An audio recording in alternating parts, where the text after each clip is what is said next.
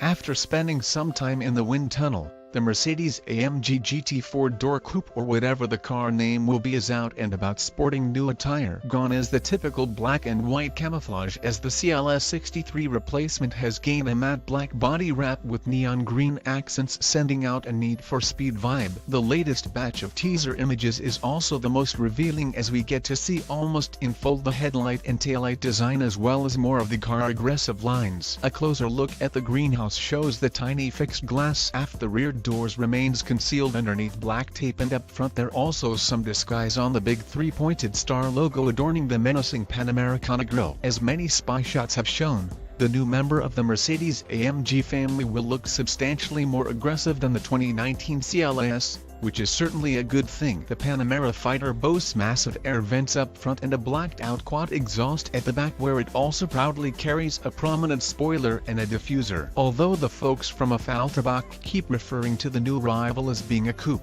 it's simply not. At the same time, it's technically not a sedan either, since the car will have a more practical hatchback rear opening like its rival from Stuttgart. Body style aside, we patiently waiting for camo wrap to come off and see the muscular body with its wide hips and chunky side skirts. The public unveiling will take place on March 6 at the Geneva Motor Show during the first press day, but here hoping Mercedes will be kind enough to reveal the car a few days sooner on the World Wide Web. A biturbo 4.0-liter V8 engine is a given, with a bonkers hybrid version packing roughly 800 horsepower like the 2017 concept to arrive in the years to come.